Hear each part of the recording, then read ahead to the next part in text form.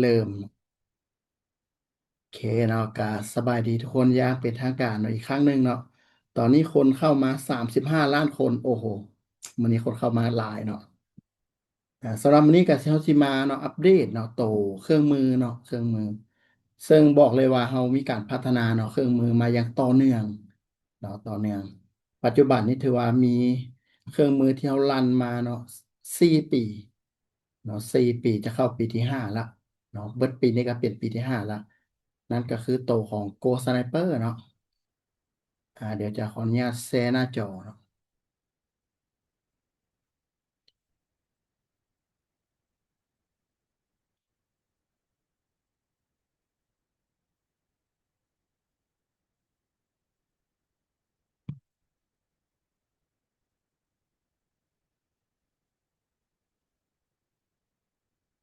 เดี๋ยวขออนุญาตแชร์หน้าจอสักหน่อยหนึ่งเนาะสักหน่อยหนึ่ง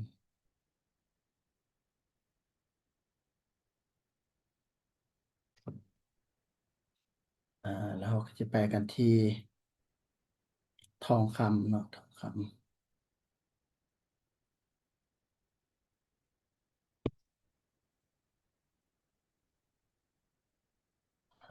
ตอนนี้เครื่องมือเขาถือว่ามีหลายตัวแหงเนาะเครื่องมือมีหลายตัวแหง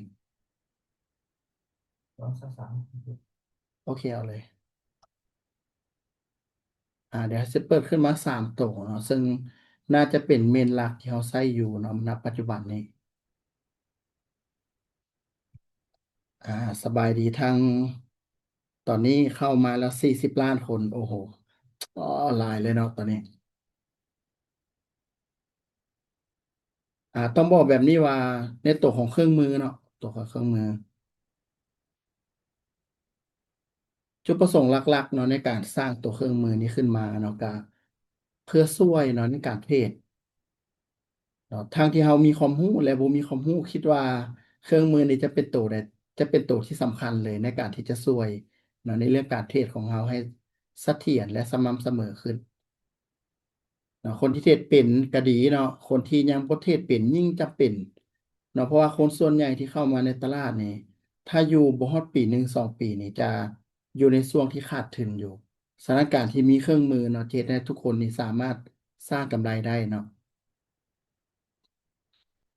อันนี้บอกเลยว่าจากประสบการณ์เนาะที่สร้างอะคาเดมี่ขึ้นมาแล้วก็ได้โคชชิ่งเนาะดูแลนักเทศนี่บ่ต่ำก็3,000 คนนี่ถือว่าคนส่วนใหญ่นี่จะขาดทุนจะขาดทุนสถานทางยูแคนของพวกเราเลยได้มีการปรับเปลี่ยนกลยุทธ์เนาะก็คือมีเครื่องมือมาช่วยในการเทรดเนาะซึ่งการเรียนรู้นี่ถือว่าเป็นเรื่องที่ดีอยู่แล้วเนาะเราก็ค่อยๆเรียนไปเนาะซึ่งการเรียนรู้นี่มันค่อนข้างใช้เวลาเนาะถ้าจะเว้าแบบตรงๆ บางเทื่อ1 ปี2 ปีก็อาจจะเกินนั้นก็มีเนาะแต่ถ้าตั้งใจก็อาจจะอยู่เฉลี่ยประมาณนี้1 5 2 ปีเราก็จะเฮ็ดให้เราสามารถที่จะเทรดเนาะด้วยการเบิ่งกราฟเป้าก็ดีหรือการใช้เทรดเซตอัพเทรดก็ดีโอเคเนาะตอนนี้ก็คนน่าจะมีแต่ซ้ำนี่เนาะที่เข้ามาเนาะตอนนี้พร้อมแล้วบ่ทุกคนเนาะเดี๋ยวเรามาเช็คความพร้อมกันอีกเทื่อนึงเนาะผู้ใดพร้อมเนาะผู้ใดพร้อมแล้วให้พิมพ์พร้อมมาเนาะพิมพ์พร้อมมาพร้อมแล้วบ่เนาะ ถ้าพร้อมแล้วเราจะได้เริ่มพร้อมกันเนาะผู้ใดที่มีคำถามเนาะก็มีแต่พิมพ์ในช่องแชทเอาพิมพ์ในช่องแชทมาเลยเนาะถ้าผู้ใดอยากเปิดไมค์เนาะให้ทุกคนยกมือนะบ่แม่นยกมือแล้วปิดกล้องเลย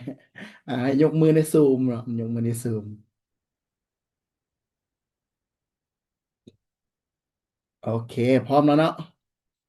ถ้าพร้อมแล้วเดี๋ยวเราจะเริ่มกันเลยหลักๆเขาจะมี3 ตัวเนาะตัวเครื่องมือเนาะเขาจะมีหลักๆอยู่3 ตัวด้วยกัน เนาะตัวแรกเนาะตัวแรกนี่ซึ่งในเมื่อก่อนเนาะมันจะเป็นตัว SMC เนาะซึ่งปัจจุบันเราปรับมาเป็น SMC Hybrid เนาะก็คือเป็น SMC ที่ผสมผสานอย่างอื่นก็จะประมาณนี้เนาะในที่นี่เนาะเข้ามา44คนบ่แน่ใจว่าทุกคนนี่ได้รับเครื่องมือเบิดละบ่เนาะถ้าผู้ใดยังบ่ได้รับก็มีแต่ติดต่อหาแอดมินเพิ่มเติมเนาะตัวแรกเนาะเราจะใช้ในการเบิ่งเนาะ structure หรือว่าเบิ่งโครงสร้าง อันนี้เหมาะเลยเนาะเหมาะกับรับมือใหม่เนาะเหมาะกับหลายๆคนที่ยังวิเคราะห์แนวโน้มยังบ่เก่งแบบนี้เนาะเขาก็จะมีตัวนี้นี่เข้ามาซอยซัพพอร์ตเนาะเพราะว่าการเทรดนี่แน่นอนอยู่แล้วการมันมีแค่สองฝั่งเนาะมีแค่เซลล์กับบายเนาะการบ่ขึ้นก็ลงบ่ลงก็ขึ้นแมันบอกการมันก็จะมีแค่สองฝั่งเนาะฉะนั้นนี่เขาจะหาฝั่งใดที่มันได้เปรียบในตลาดเนาะเข้าเทรดนะก็คือการหาแนวโน้มเนาะหาโมเมนตัมหาเทรนเขาก็จะใส่ตัว SMC เนาะเวลาเข้ามาให้ทุกคนเข้าไปที่ setting เนาะมันจะมีปุ่มให้โซเนาะตัวทั้งเทิงนี่คือโซ structure หรือว่าโซสวิงในการตีเนาะแต่ว่าแนะนำบอกให้เปิดก็ได้เนาะตัวนี้เพราะมันจะร้ายตาเกินไปเนาะตัวที่สองก็จะเป็นตัวที่สองก็จะเป็นตัวนี้เนาะอ่าจะเป็นตัวหนังสือเนาะที่มันจะโซขึ้นมาซึ่งจะมี strong high strong low เนาะตัวนี้ก็จะเป็น high และ low ที่แข็งแรง เนาะซึ่งเขาเข้ามาเขาสามารถมาเปลี่ยนเนาะมาเปลี่ยนได้มันจะมีสีให้เปลี่ยนได้เนาะแล้วก็ตัวที่สามเนาะก็จะเป็นช็อคเนาะช็อคแล้วก็ตัวที่สี่ก็จะเป็น BOS ซึ่งเราสามารถเปลี่ยนหนังสือได้เนาะเนาะเขาก็สามารถเปลี่ยนให้มันแจ้งขึ้นเนาะมันเป็นสีมัวๆบ่เขาก็เปลี่ยนแล้วก็เข้ามานี่เนาะเข้ามานี่จะมีตัวหนึ่งเนาะที่เราต้องเปลี่ยนค่าเนาะนั่นก็คือตัวของดีมานเนาะดีมานแอนด์ซัพพลายเนาะเปลี่ยนใส่ค่าสิบ แล้วก็จบเนาะอันนี้มีแต่เขาอยากเปลี่ยนก็ได้เนาะบ่อยากเปลี่ยนก็ได้เนาะอ่าเขาอยากให้โซนดีมานด์ซัพพลายเขาก็โซถ้าเขาบ่มักเนาะบ่อยากให้โซอยากเบิ่งแค่โครงสร้างตลาดเขาก็บ่ให้โซก็ได้เนาะแล้วก็จะมีตัวปรับเนาะไฮโลเนาะมันจะมีไฮโลเนาะแถวๆนี้เขาบ่อยากให้มันโซไฮโลก็ได้ขั้นตอนสื่อมันหลายเกินไปหรือเขาบ่อยากให้มันโซเนาะตัวลายตัวนี้ก็ได้คือกันเนาะก็ได้ มันก็จะมีในซ่องนี้ที่เราสามารถเปลี่ยนเนาะหรือเขาอยากจะเปลี่ยนสีเนาะเขาสามารถเปลี่ยนอยู่โซนนี้ได้เลยเนาะสมมุติว่าเขาจะใส่เป็นสีฟ้าหมดเลยแบบนี้อ่าสีฟ้าหมดเลยเนาะก็ได้เนาะก็ได้เนาะแล้วแต่เขาถนัดแล้วเขามักเนาะสีเขาสามารถเปลี่ยนสีได้ปกติ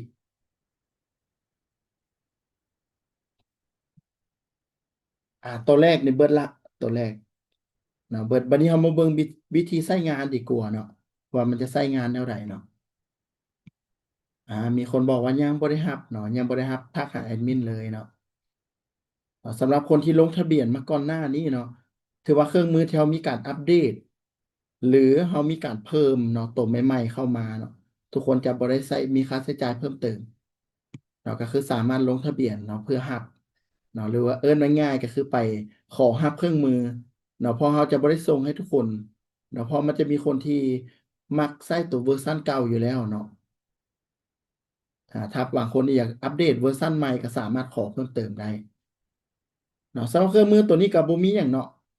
ก็คือการเบิ่งโครงสร้างนั่นแหละเนาะคือถ้ากราฟนับปัจจุบันเนาะกราฟนับปัจจุบันเขาก็จะเห็นว่ามันมีการเปลี่ยนเห็นบ่มีการเปลี่ยนจังใดก็คือมันมีการเบรกเนาะโลลงมาแล้วก็ได้มีการทะลุไฮส่วนนี้ขึ้นไปเนาะมันจะตีให้เขาเองโดยออโต้เลยณปัจจุบันนี้เนาะสั้นกราฟนี่ย่อลงมาเนาะเขาอาจจะหาจังหวะในการบายขึ้นไป เนาะนั่นก็คือการมาเบิ่งแนวโน้มเนาะการเบิ่งแนวโน้มแล้วก็การหาเนาะหาจุดเข้าเนาะหาจุดเข้าแล้วก็จุดวาง SL เนาะถ้าเอากราฟปัจจุบันเนาะมีการเบรกส่วนนี้ขึ้นไปเนาะกราฟย้อนลงมาปุ๊บเนี่ยก็มีการวางออเดอร์ไปเลยเนาะวางออเดอร์ไปเลยสมมติว่าจังหวะนี้เห็นบอกกราฟพิกัดเบรกขึ้นไปเนาะแล้วมันก็โซดีมานโซนเห็นบอกจังหวะที่มันย่อลงมานี่เขาสามารถเข้าออเดอร์ได้เลยเข้าออเดอร์ได้ เนาะที่พี่ก็อาจจะวาง1 ต่อ 3โบแบบนี้หรือไปวางอยู่ไฮเดิมเนาะก็จะเบิ่งเป็นประมาณนี้เนาะหรืออยากจะลันเทรนเขาก็วางเบิ่งว่าซับไพลายโซนต่อไปอยู่ใส่วางก่อนที่จะฮอดซับไพลายแถวๆนี้เนาะบ่ต้องไปวางอยู่ใกล้ๆซับไพลายเพราะว่าเดี๋ยวมันไปฮอดใกล้ๆมันอาจจะเทลงมาเนาะเขาก็วางเนาะอยู่โซนแถวๆนี้ก็ได้เนาะแถวๆนี้ก็ได้ ถ้าสายลานเทรนก็อาจจะเบิ่งนี่เนาะอาจจะเบิ่งในโครงสร้างว่าฝั่งใดได้เปรียบเนาะฝั่งใดได้เปรียบโลเนาะสตรัคเจอร์โซนที่แข็งแรงก็อยู่นี่เนาะถ้าบ่มีการเปลี่ยนเนาะแนวโน้มเราอาจจะเบิ่งฝั่งบ่ายเนาะสำหรับเครื่องมือตัวนี้ก็จะเป็นโตที่ไว้เบิ่งแนวโน้มเนาะแนวโน้มการเทรดเบิ่งโครงสร้างเบิ่งสตรัคเจอร์แล้วก็มันจะมีโซนเนาะถ้าผู้ใดที่ใช้ศาสตร์เทคนิคของ Demand Supply เนาะ ก็จะใช้ demand supply เนาะเพื่อเป็นจุดวาง SL และเป็นจุดเก็บ TP ก่อนที่จะฮอตโซนก็ได้เช่นเดียวกันเนาะก็ได้เช่นเดียวกัน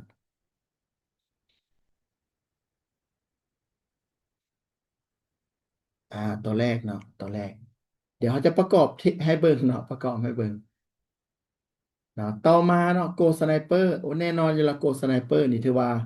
เป็นตัวที่เอาไว้หาจุดเข้าเนาะไว้หาจุดเข้าเนาะมันเกิดมาปุ๊บเกิดสัญญาณเนี่ยก็เข้าไปเลยเนาะกับจังหวะนี้ สำหรับ Go Sniper เนาะรีแคปอีกครั้งหนึ่งเนาะเวลาที่เราเข้ามามันจะมีฟังก์ชันเนาะโหมดเทรนอยู่นี่เนาะถ้าเราบติ๊กเนาะบติ๊กโหมดเทรนมันจะมีสัญญาณสองฝั่งเนาะซึ่งมันจะมีสัญญาณฝั่งที่ได้เปรียบและเสียเปรียบป้าปนกันไป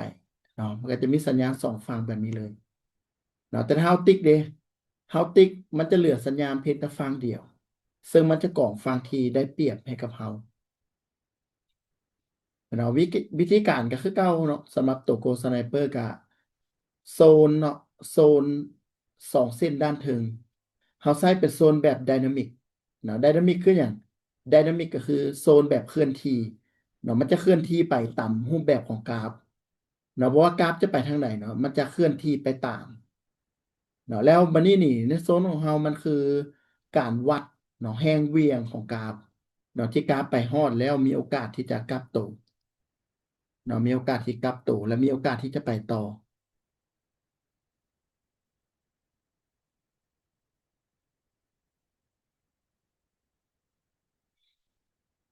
อ่าโอเคเนาะตอนนี้ยังบ่มีปัญหาอยู่เนาะถ้ามีปัญหานี่ให้ทุกคนบอกได้เนาะมีปัญหาบ่ได้ยินเสียงบ่แบบนี้เนาะอันนี้ก็ชื่อว่าจะเป็นแบบไดนามิกเนาะไดนามิกเขาจะสติ๊กก็ได้บ่ติ๊กก็ได้ขึ้นกับการใช้งานเนาะขึ้นกับการใช้งานคณะบ่ติ๊กก็คือเทรดทั้งสองฝั่งซึ่งเครื่องมือนี่มันจะเฮ็ดกำไรได้ดีเนาะช่วงที่มันเกิดเอิ้นว่าไซด์เวย์เนาะไซด์เวย์ หลายๆคนที่หากจะเข้ามาในตลาดคิดว่าไส้เวย์นี่จะต้องเป็นแบบนี้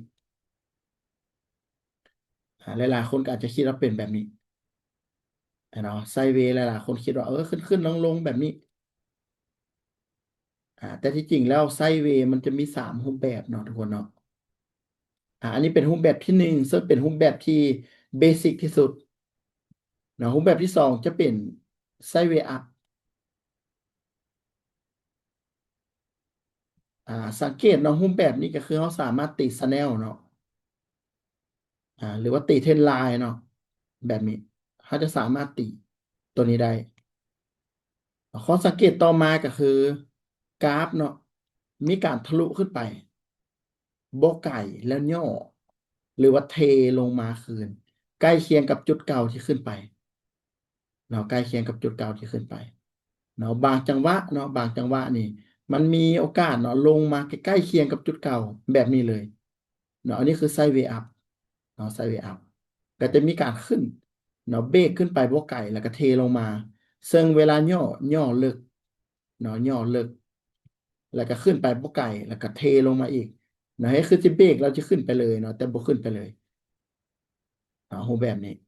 แล้วรูปแบบต่อมาเนาะไซด์เวย์ดาวเนาะอ่าจุดสังเกตกับค่ายกันเนาะจุดสังเกตค่ายกันแล้วก็จะมีการเนาะจะมีการแลนเป็นชาแนลเนาะเป็นชาแนลแล้วก็จุดสังเกตอีกอย่างหนึ่งเนาะก็มีการเบรกเนาะเบรกเนาะมีการเบรกลงมาเฮ็ดคือจะลงแห้งๆไปไกลแต่สุดท้ายก็ย้อนกลับขึ้นมาเนาะบางครั้งย้อนแหง เนาะย้อนแหงเนาะสารในพวกนี้นี่มันจะ ย้อนกลับคืนมาประมาณ60%ขึ้นไป90%เราก็สังเกตง่ายๆเลยเนาะลงไปปุ๊บย้อนกลับขึ้นมาคืนเนาะก็ให้เราตีเลยว่าอ๋อโซนนี้คือโซนไซด์เวย์เนาะเอามาเบิ่งกราฟตัวจริงก็ได้เนาะถ้าเราสังเกตว่ากราฟโซนนี้ลงเนาะย่อน้อยเดียวนะเนาะย่อน้อยเดียวเนาะแล้วก็ลงต่อเนาะส่วนนี้ยังโมเมนต์เถอะสุดนี้เนาะเขาจะสังเกตว่ากราฟนี่ลงขึ้นมาแล้วก็ดีดกราฟขึ้นมาคืนเนาะแล้วก็ลงแล้วก็ดีดกราฟไซด์เวย์มันจะเริ่มมาจังหวะนี้แหละที่เห็นแบบเอ้ยฟังโมเมนตัมฟังเซลล์มาแฮงได้จังหวะนี้เนาะหลายๆคนมีเครื่องมือบ่มีเครื่องมือก็น่าจะโฟกัสเซลล์เนาะแล้วมาฮอดจังหวะหนึ่งก็คือกราฟนี่มีการดีดหรือการเทโตขึ้นไปเนาะมีการเทโตขึ้นไปนี่เนาะแล้วก็ลงหลังจากนั้นก็มีการเด้งขึ้นมาเนาะ เขาจะเริ่มเห็นว่าอ๋อมันเป็นการไซด์เวย์เนาะจังหวะแบบนี้เนาะจังหวะแบบนี้เดี๋ยวเป็นเราไปลองเบิ่งว่าจังหวะใดแดเนาะที่มีโอกาสเป็นจังหวะนี้ก็ได้เนาะจังหวะนี้ฟังขาขึ้นนะเนาะคันเราสังเกตว่าจังหวะขาขึ้นนะเนาะสุดนี้เนาะ สังเกตสังเกตว่าไฮที่มันทะลุขึ้นมาเนาะน้อยเดียวหนึ่งแล้วก็มีการเทลงเลิกต้องบอกว่าเลิกเติบเลยเนาะจังหวะนี้เนาะซึ่งก่อนหน้านี้บ่มีเลยเนาะก่อนหน้านี้ก็คือขึ้นเรื่อยๆเลยถ้าจังหวะนี้เขาไปเล่นเซลล์กะสิเสียไปเรื่อยๆเนาะเสียไปเรื่อยๆเดี๋ยวจะน้อยสิเปิดเครื่องมือให้เบิ่งว่ามันจะแพ้แท้บอกคณะเซลล์จังหวะนี้เนาะแล้วถ้าเขาเล่นจังหวะนี้เนี่ยมันจะได้กำไรบ่หรือบ่ได้กำไร เนาะแล้วก็มีการเบรกอีกเนาะหลังจากเบรกปุ๊บก็ย่อลงมาเนาะเบรกปุ๊บย่อลงมาเนาะจังหวะแบบนี้นี่ชื่อว่าเอิ้นว่าไซด์เวย์เนาะไซด์เวย์เนาะจนกว่ามันจะเกิดจังหวะแบบนี้พุ่งขึ้นไปเนาะอ่าจุดสังเกตของเขาคืออย่างคือมันจะแล่นเป็นสแนลอันบ่มันจะแล่นเป็นสแนลเนาะเขาจะตีเทรนไลน์เขาจะเห็นว่าโอ้มันจะแล่นอยู่กรอบที่เขาตี เนาะฮอดจังหวะใดหนึ่งปุ๊บมันจะทะลุขึ้นไปทำลายกรอบที่เราตีละแสดงว่าบริเลนอยู่ในกรอบละเนาะมีการเปลี่ยนแปลงละจังหวะนี้เนาะซะนี่ถ้ามันพุ่งขึ้นแบบนี้เราไปพยายามไปเซลล์มันก็จะแพ้เนาะลองเปิดเครื่องมือของเราขึ้นมาเบิ่งเนาะเห็นเนาะจังหวะแบบนี้คันเราพยายามจะเซลล์มันก็จะเซลล์แล้วบ่ลงบางทีลงน้อยหนึงแล้วขึ้นต่อเนาะย่อขึ้นต่อเห็นบ่แต่ถ้ามาเริ่มลิ้นจังหวะนี้เนาะเห็นบ่ มันขึ้นเนาะโซนเทิงเซลล์ลงมาฮอดโซนลุ่มเนาะบายเซลล์บายเซลล์บายเนาะเขาก็จะมีโอกาสชนะสูงเลยเนาะวิเลตถือว่าสูงเลยแต่สัญญาณที่อยู่กลางๆแบบนี้โบแนะนำให้เข้าจะแนะนำให้ทุกคนเข้าเฉพาะสัญญาณที่ลดขึ้นไปในกรอบลักษณะนี้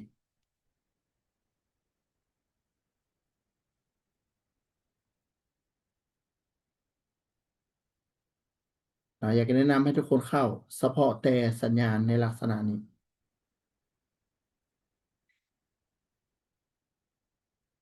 สุดเครื่องกลางแถวนี้ยังบ่ฮอดโซนกะบ่ให้เข้าเนาะด้านนี้ถ้าเทศเป็นโกสไนเปอร์นี่ถือว่าจะใส่ในโซนไซด์เวย์ซึ่งเวทเลทดีที่สุดเลยบอกเลยว่าดีที่สุดเนาะโซนที่เกิดไซด์เวย์เนาะโซนนี้ยังบ่เกิดให้บ่กราฟย่อน้อยหนึงย่อบ่ฮอด50%ซ้ำเนาะวัดฟิโบได้เลยจังหวะแบบนี้ย่อบ่ฮอด50%เนาะจังหวะนี้เริ่มละเริ่มมีการย่อแล้วเห็นบ่เขาจะเริ่มเห็นว่าลงมาสุดนี้เริ่มย่อละ เนาะจังหวะนี้ดีดเนาะคันเราเห็นว่าโอ้จังหวะนี้ย่อหลายแล้วเขาสิเริ่มลิ้นจังหวะนี้ก็ได้บายเซลเซลบายเนาะเขาก็จะได้บายขึ้นไปนี่เซลลงมาแต่การที่ลิ้นไซด์เวย์แบบนี้นี่มันจะมีโมเมนตัมฝั่งที่ได้เปรียบเสียเปรียบอะเนาะซึ่งเขาเบิ่งด้วยตาเปล่าก็เห็นว่าฝั่งเซลล์นี่จะได้เปรียบฉะนั้นนี่ฝั่งบายนี่เขาจะบ่ได้เก็บ1:3เนาะก็จะเก็บเพียงแต่1:1.5หรือ1:2เท่านั้น เนาะ1:3ตามระบบจะเก็บได้เฉพาะแต่ตามโมเมนตัมเนาะคันเบิ่งบ่ออกเปิดโหมดเทรนขึ้นมาก็ได้เนาะมันจะคัดกรองสัญญาณให้เฮาเองเนาะมันก็จะเหลือแต่สัญญาณเซลล์เนาะซันเซลล์เฮาเก็บเลย1:3เนาะฟังบ่ายนี่บ่มีเนาะบ่มีเลยฟังบ่ายเนาะอันนี้คือเว่ากรณีที่บางคนอาจจะมี เนาะมีเอิ้นว่ารสนิยมเนาะกะมักการสนเทศอ่าเนาะฮู้ว่าเสี่ยงเนาะแต่ก็อยากเสี่ยงเนาะอันเนี้ยก็บ่ว่ากันเนาะเพราะศาสตร์เทคนิคในโลกนี่มันมีหลายเนาะมันมีหลายแบบหลายแฮงเด้มีเป็นพันมีเป็นหมื่นมีเป็นแสนเนาะฉะนั้นในศาสตร์เทคนิคทุกเทคนิคน่ะคณะถนัดไส้และไส้เป็นนี่มันไส้ดีหมดเลยเนาะก็จะเฮาก็จะบ่ได้ไปว่าเฮ้ยคนนั้นเทศนี่ บ่ดีเฮาเทรดดีแบบนี้ระบบเฮาคักกว่าระบบผู้นั้นบ่คักกว่าเฮาจะบ่เว้าไปซั้นเนาะเฮาก็อันนี้ก็จะแล้วแต่ระบบของแต่ละคนเนาะซึ่งแต่ละระบบก็หนีบ่พ้นเนาะหนีบ่พ้นว่าจุดขาดทุนและจุดกำไรเนาะบางคนอาจจะแพ้จังหวะนี้เฮาชนะบางจังหวะเฮาก็แพ้เขาชนะบางจังหวะเขาชนะเฮาแพ้เนาะมันก็จะสลับกันไปมาเรื่อย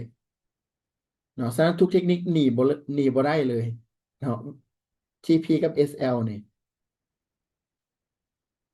เนาะคันเรามีความรู้แบบนี้เราเทรดเราใช้เครื่องมือนี่จะมีประสิทธิภาพสูงที่สุดเลยเพอเรามีความเข้าใจมันเนาะฉะนั้นตลอดระยะเวลาเนาะที่ใช้ Macro Sniper นี่ถือว่าเราอัปเดตเนาะเป็นเวอร์ชัน2นี่ในประมาณ2ปีครึ่งเนาะใช้ประมาณปี2ปีก็อัปเดตเป็นเวอร์ชัน2 เนาะซึ่งปัจจุบันนี้เขามีการอัปเดตเนาะเอิ้นว่า Infinity เนาะเป็นเวอร์ชัน2ให้มันเหมาะกับสายรันเทรนและสายถือยาวหลายขึ้นแล้วก็จะมีตัว SMC เนาะสำหรับแบบคนใหม่เข้ามาอาจจะหาแนวโน้มบ่เป็นเนาะก็จะมีตัวนี้เขาช่วย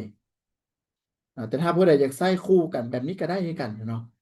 ก็ใช้ตัว Infinity เนาะเป็นตัวคัดกรองสวยอีกอย่างหนึ่งก็ได้หรือจะใช้แต่ Go Sniper เขาก็มีฟังก์ชันให้กันเนาะ มีฟังก์ชันให้กัน แต่ถ้าจะเปิดสองฟังแบบนี้ แล้วใส่ตัว Infinity เลยก็ได้เนาะแต่ถ้าผู้ใดจะเทศส่วนเทนก็มีแต่ไปวิเคราะห์เบิ่งเนาะวิเคราะห์เบิ่งเทียหนึงเนาะแสดงส่วนเทนบ่แม่นเทศบ่ได้เทศได้แต่ต้องเทศตามจังหวะของมันเนาะจังหวะที่มันไซด์เวย์เฮาก็เทศได้เนาะซึ่งเราจะฮู้ว่ามันไซด์เวย์บ่ฮู้เฮาเฮาสามารถวัดได้แค่สองอย่างเนาะหนึ่งก็คือลองตีกรอบเบิ่งดู เนาะคันเราตีเทรนไลน์แล้วมันแล่นอยู่ในตามเทรนไลน์แบบนี้นี่ก็ถือว่าคันมันยังแล่นอยู่ในกรอบนี้ก็ถือว่าเรายังสามารถที่จะลิ้นไซด์เวย์ไปตลอดเลยเนาะเราลิ้นไปตลอดเลยถ้ามันยังเกิดต่อก็ลิ้นไปเรื่อยๆเลยเห็นบ่บายเซลล์บายเราสามารถลิ้นได้ตลอดแต่ถ้ามันหลุดออกจากกรอบนี้ไปปุ๊บแสดงว่าการลิ้นสองฝั่งคือจบละเนาะหนึ่งก็คือเราตีกรอบแบบนี้สองมาก็คือเบิ่งเนาะว่ามันมีการเบรกไปไกลและการดีดกลับส่ำใด สั้นในกรามในช่วงที่มันจะพักโตช่วงที่ไซด์เวย์ก็คือสมมุติว่าจังหวะแบบนี้เนาะเขาจะเห็นว่าฝั่งเซลล์นี่มีการเทขายหลายเห็นบ่โมเมนตัมฝั่งเซลล์ถือว่าแฮงเลย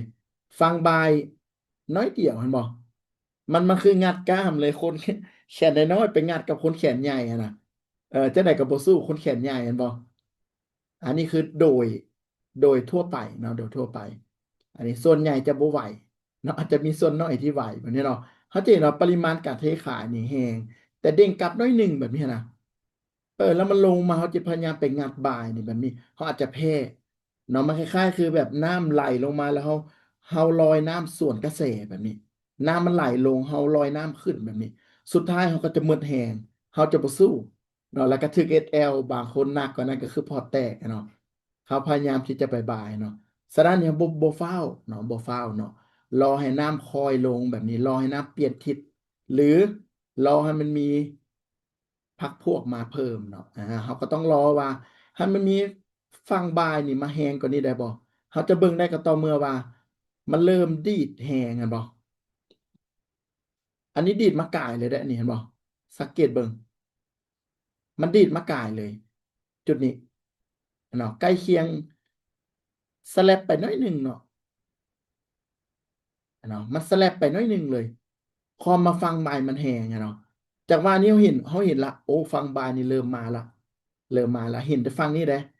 เนาะแต่ยังบ่ฮู้ว่ามันจะขึ้นตอนไหนเด้บ่แม่นเห็นแบบนี้ปุ๊บว้าวฟังบายมาเฮ็ดละแม่อออินบ่หรือไม่หยังเนาะเพื่อคิดว่ามันจะขึ้นมาบัดนี้ก็บ่ให้ฟ้าวมโนเนาะบ่ให้ฟ้าวมโน เนาะให้เบิ่งตามเครื่องมือที่เรามีก่อนก็ได้แต่ว่าถ้าจะเทียบในโกสไนเปอร์เนาะก็คือเฮ็ดแบบนี้ละเกียมละ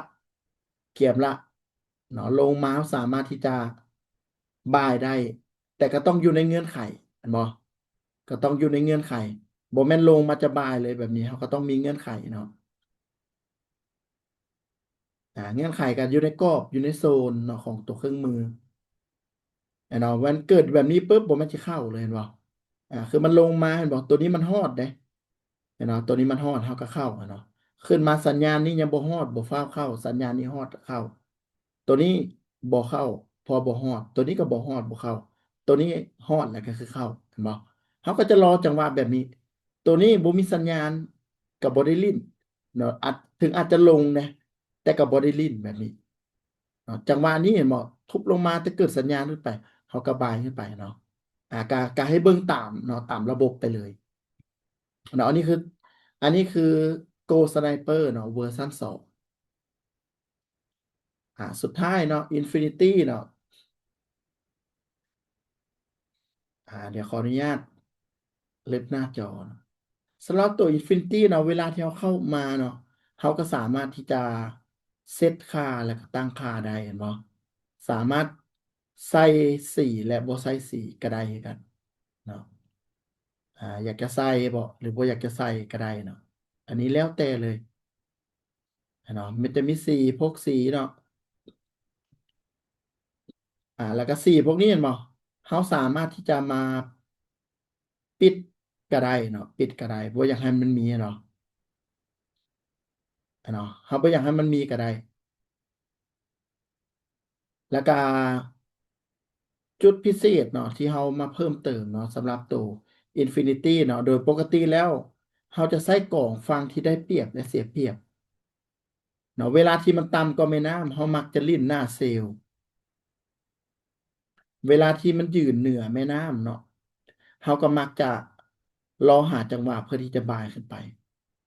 เนาะเขาก็จะเฮ็ดแบบนี้เรื่อยๆเนาะต่ำกว่าหาจังหวะเซลล์สูงกว่าหาจังหวะบายแล้วเข้าอยู่ใส่ได้เนาะคันเขาอยากได้จุดเข้าเนาะเขาสามารถ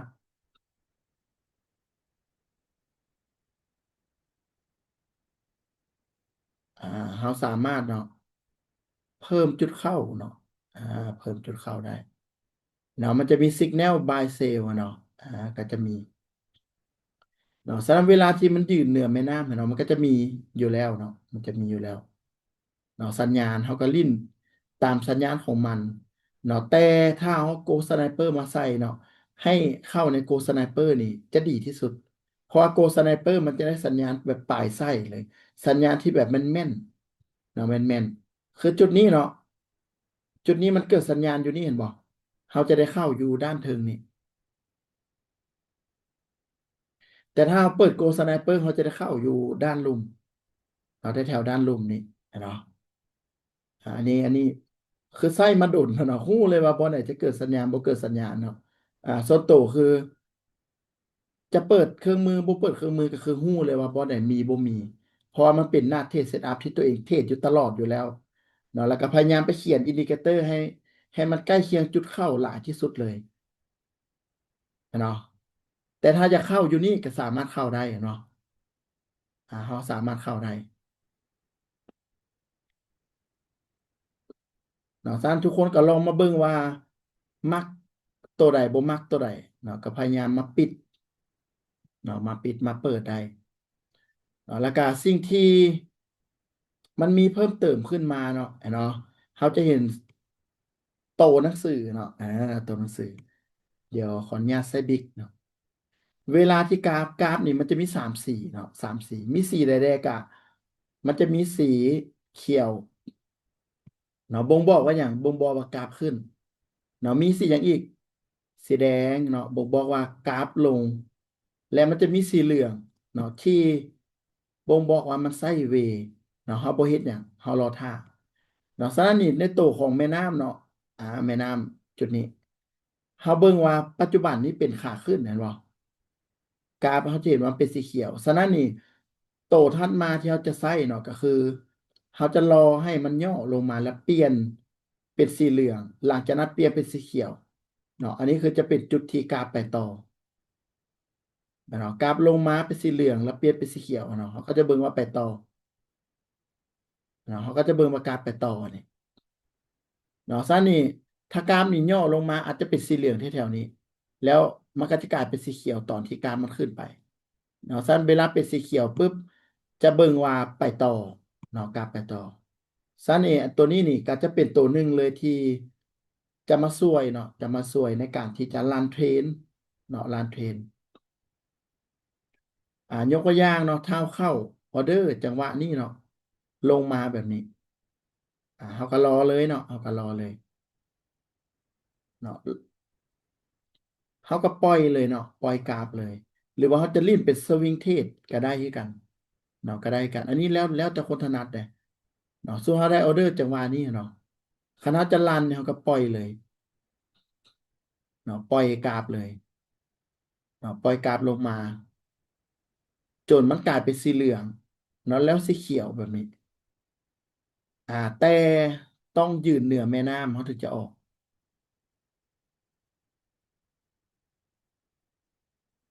เนาะก็คือรันมาเรื่อยๆเลยจะได้ออกจุดนี้เนาะเขาจะได้ออกจุดนี้พอเป็นสีเขียวและทะลุแม่น้ำขึ้นมาเนาะสำหรับสายรันเทรนถ้าเข้าออเดอร์อยู่ด้านเทิงนี่ก็ปล่อยรันลงมาเลยหรือจะรีบเป็นรอบก็ได้เนาะเวลาที่มันลงมาปุ๊บเขาก็ปิดกำไรเนาะเป็น day trade ก็ได้เป็น scalping ก็ได้มาเลยอันนี้แล้วแต่คนจะประยุกต์ใช้เนาะเวลาที่มันลงมาปุ๊บเขาก็ปิดกำไรแล้วมันเด้งขึ้นมาปุ๊บมันก็จะกลายเป็นสีเหลืองสีเขียวเนาะเขาจะเข้าออเดอร์อีกเทื่อหนึ่งกับต่อเมื่อว่ากราฟมันเป็นเริ่มเป็นสีแดงจะเบิ่งแบบนี้ก็ได้ถ้าจะใช้เครื่องมือตัวนี้เนาะระหว่างทางถ้ามันเป็นสีเหลืองบ่ต้องปิดเนาะเป็นสีเหลืองคือบ่ต้องปิดเลยหรือฮอตทาร์เก็ตแล้วปิดก็ได้ เนาะปิดก็ได้แต่ถ้าเราอยากรันก็คือรอให้เป็นสีเขียวแล้วทะลุแม่น้ำจึงปิดออกหรือจะรีบเป็นสวิงคือมันลงมาแล้วก็ปิดแล้วก็รอให้มันย้อนขึ้นไปสีเหลืองอะเนาะกลายเป็นสีเขียวแล้วลงมากลายเป็นสีแดงเขาก็จะได้เข้าจังหวะนี้เนาะ SL เหนือไฮเหนือแม่น้ำเนาะ SL ก็จะมี2 จุดเนาะสั้นนี้ถ้าจะใช้เครื่องมือตัวนี้ก็คือกะปล่อยไปเนาะปล่อยไปมันจะมีจังหวะบางจังหวะที่กะเทรนมันแหงเนาะทุกคนเทรนมันแหง เนาะมันจะมีจังหวะที่เทรนแฮงที่เขาสามารถที่จะลันลงมาเนาะอาจจะได้หนีออกสุดนี้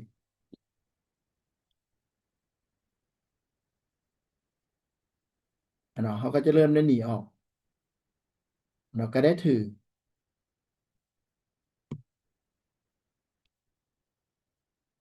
เนาะสั้นในผู้ใดที่จะลีนเป็นเดย์เทรดหรือสวิงเทรดก็มีแต่เบิ้งตัวแม่น้ำเนาะแล้วก็เบิ้งสีเนาะมันอยู่กล้องแม่น้ำก็คือรอแต่มันเป็นสีแดงเนาะกะลิ้นเนาะแต่ถ้าจังหวะเนี่ยมันลงลึกเป็นสีแดงอยูลุ่มแล้วเขาจะเซลล์อยูลุ่มพี่ก็อาจจะยังเนาะอาจจะยัง เนาะจังหวะนี้ขึ้นมาเปลี่ยนอยู่แถวๆนี้จังหวะนี้เขาก็มาลองมาคำนวณเบิ่งว่าถ้าเข้าอยู่แถวๆนี้ SL อสแอลอยู่เหนือไฮรันทีพีมาเท่าไหร่เนาะก็ว่ากันไปเนาะ1:2 บอหรือว่า1:3 บอแบบนี้เนาะก็แล้วแต่เขารันเนาะแล้วก็รันไปเรื่อยๆเนาะอันนี้น่าจะมีข่าวเนาะถ้าบ่มีข่าวจะบ่มีกราฟแปลกๆแบบนี้เนาะหรือว่ามันเป็นอยู่แต่นี่วะ เราก็รออีกเทื่อหนึงอะเนาะรอให้มันกลับอันนี้มันยืนเหนือเขาก็รอเบิ่งว่ามันจะขึ้นไปเทิงบ่ถ้ามันขึ้นไปเทิงเนาะแล้วลงมาเปลี่ยนเป็นสีเหลืองแล้วกลับเป็นสีเขียวอะนะเขาก็ลิ้นบายขึ้นไปเนาะแต่ถ้ามันบ่เป็นแบบนั้นก็รอมันเป็นสีแดงแล้วก็ follow ฟังเสียงอีกครั้งหนึ่งเนาะแต่ถ้าเบิ่งมันบ่ชัดเจนก็รอเนาะรอมันลงมาก่อนแล้วขึ้นมาเขาจึงเข้าจังหวะนี้ก็ได้เนาะนี่ เนาะคันเรายังบ่ชัดเจนจังหวะแบบนี้ก็มีแต่รอเนาะรอมันขึ้นไปเปลี่ยนสีแล้วให้เป็นสีแดงอีกครั้งหนึ่งแล้วค่อยเข้าก็ได้เนาะ SL เหนือไฮเนาะเหนือไฮของสวิงนั่นเนาะ คำบ่ฮู้ว่าไฮมันอยู่ไสเราก็เปิดเลยเรามีเครื่องมืออยู่เนาะตัวนี้บ่ต้องให้มันโซนบ่ต้องให้มันโซนหยังก็ได้ให้มันลบออกไปเลยให้มันโซแต่ไฮกับโลอะเนาะเขาจะเห็นว่าไฮอยู่นี่อ่าโลไฮเนาะ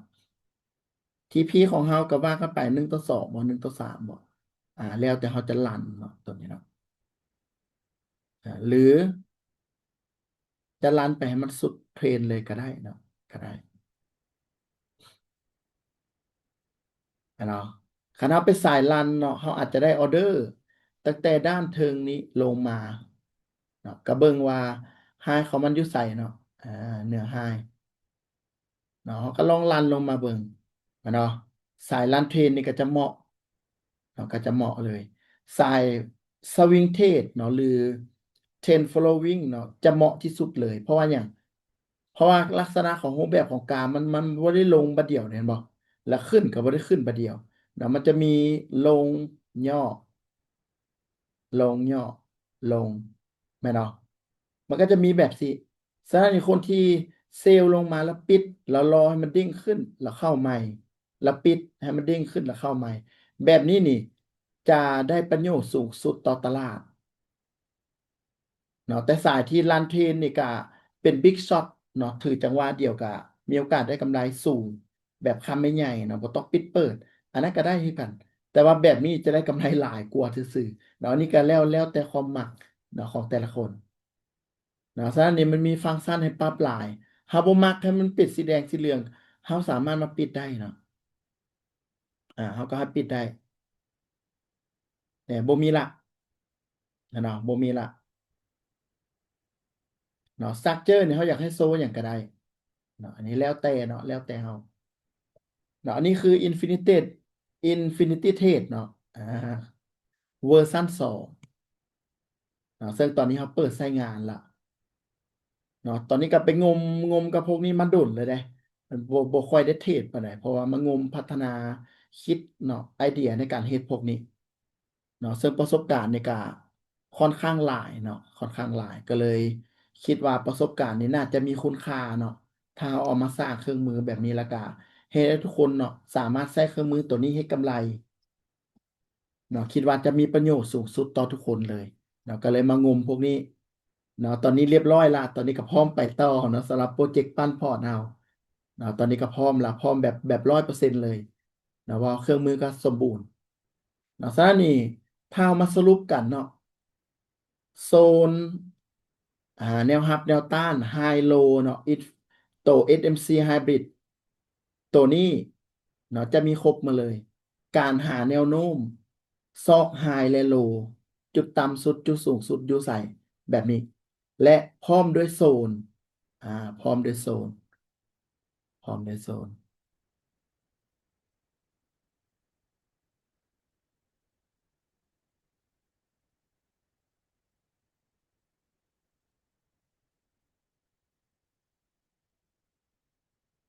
พร้อมด้วยโซนเนาะตัวนี้คือจะสำคัญที่สุดเนาะเราสามารถมาปรับได้เห็นบ่เราตัว history เนาะเราสามารถให้มันโซเนาะเท่าไหร่ก็ได้เขาอยากให้มันโซ100 โซนก็ได้คือกันแล้วอันนี้ก็แล้วแต่เรา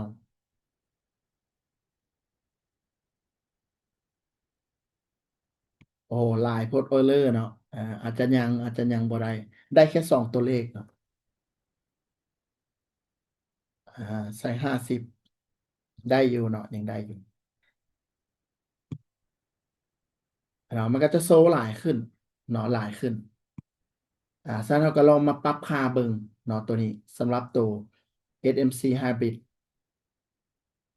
อันนี้คือไว้เบิ่งแนวโน้มหาโซนจุดวาง TP แล้วก็จุดวาง SL เนาะก็จะใส่ตัวนี้ ตัวที่ตัวอินฟินิตี้เนาะตัวนี้นี่เขาจะใส่ลันเทรนก็ได้เนาะใส่ลันเทรนก็ได้เนาะเขาอยากใส่ลันเทรนกองฟังได้เปรียบเสียเปรียบเนาะพร้อมกับสัญญาณเนาะตัวนี้ก็มีเส้นเดียวกันเนาะเส้นเดียวกันเนาะส่วนโกสไนเปอร์อันนี้คือเป็นจุดเข้าที่ดีที่สุดเลย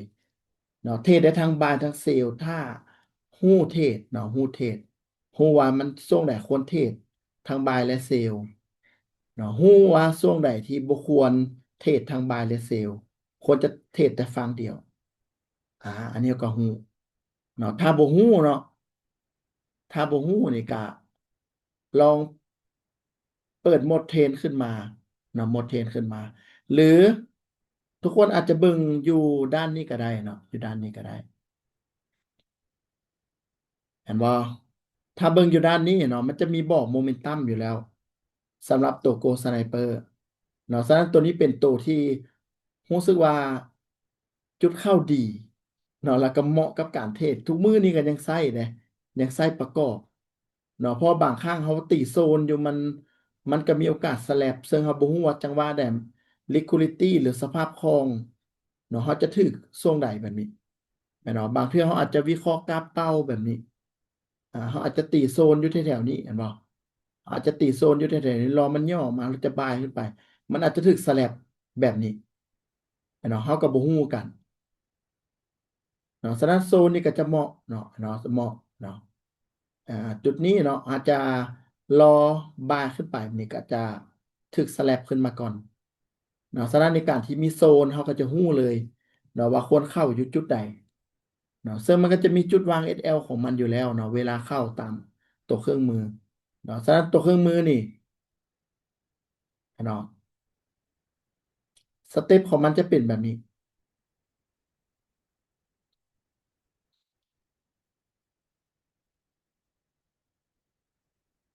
สเต็ปของมันก็จะเป็นประมาณนี้เนาะจุด SL จะอยู่เหนือต่ำกว่าเส้นที่สองจุด TP ก็อยู่เส้นที่สองถ้าเราไปอยากฟิก1:3ไหมถ้าอยากฟิก1:3ก็ได้เนาะเพอเราก็แบ็กเทรดมาพอแห้งละเนาะมันก็จะเฮ็ดให้โอกาสที่เราจะถึกสแลป SL นี่น้อยลงเนาะอันนี้คือกันจุดเข้าก็จะประมาณนี้จุด TP ก็อยู่เส้นที่สองเนาะอันนี้คือเบสิก บัดนี้เขาจะเริ่มให้ทุกคนเนาะเปิดคำถามเนาะผู้ใดอยากถามตัวใดเนาะเดี๋ยวระหว่างนี้เดี๋ยวเขาจะประกอบเนาะเทสเซตอัพอ่าประกอบเทสเซตอัพทั้งสามเครื่องมือเนาะทั้งสามเครื่องมือว่ามันจะใช้ประโยชน์แนวใดเด้ส่วนตัวจะใช้ประมาณ M5 เพราะว่าการ์ดมันแล่นแฮงเนาะมันบ่คือยุคก่อนคันย้อนกลับไปอีก2 ปีนะคือ M15 ต่ำสุดเลยนะ M15 เนาะ M M15คือต่ำสุดส่วนใหญ่ก็จะใช้ H1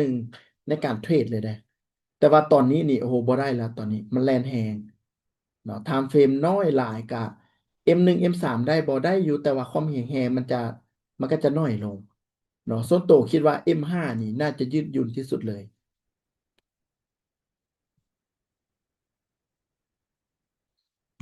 อ่า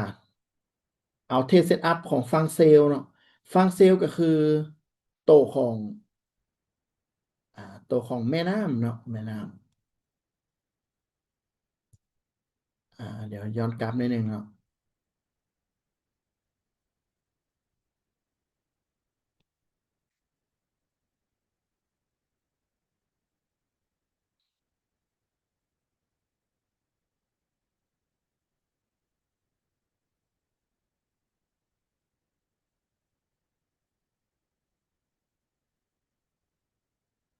ผู้ใดที่มีคำถามเนาะอยากเปิดไมค์บอหรือว่าอยากจะพิมพ์มาในช่องแชทเนาะก็สามารถพิมพ์เข้ามาได้เนาะ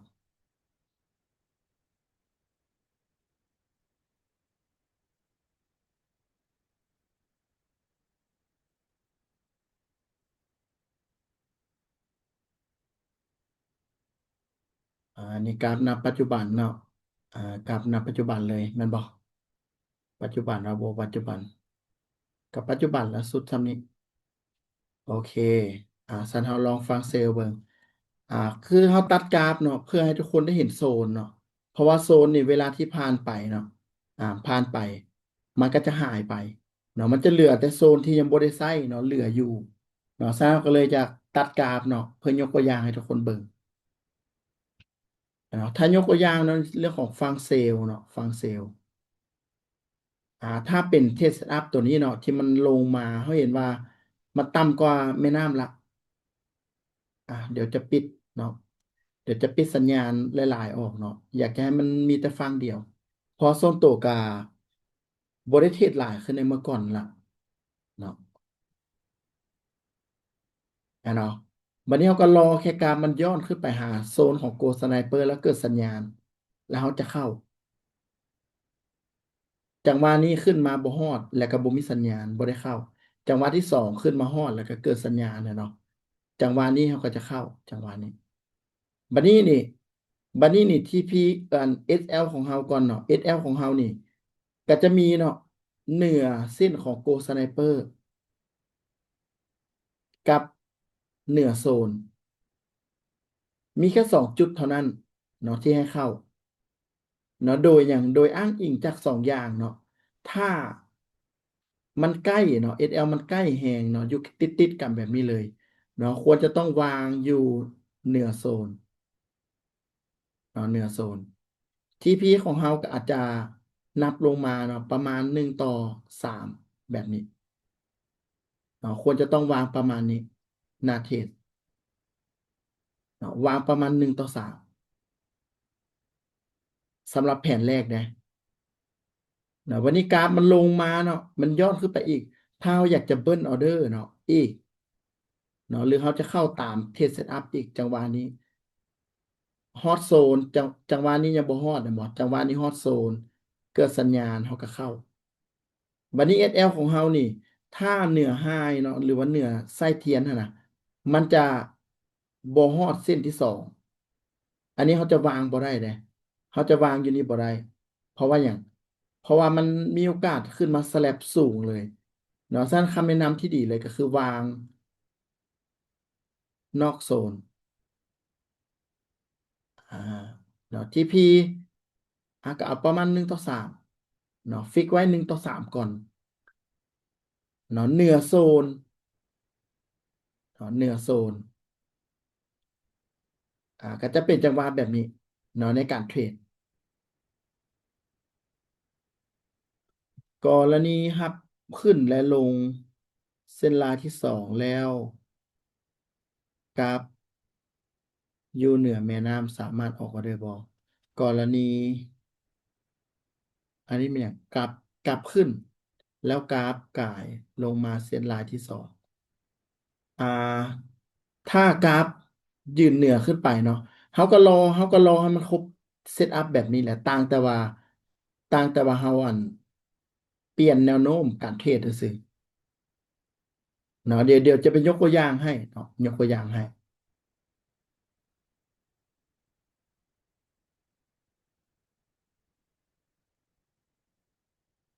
ถือว่าจบละเนาะถือว่าจบละจังหวะนี้เนาะส่วนจังหวะต่อมานี่อันนี้นี่กำกลางกึ่งคือจะฮอดและบ่ฮอดนี่ถ้าเรามีระบบเรามีตัวเครื่องมือตัวนี้นี่เราสามารถเข้าได้เลยเนาะสมมุติกรณีที่จะเข้าออเดอร์อยู่นี่บ่ให้เข้าให้มันอยู่ใกล้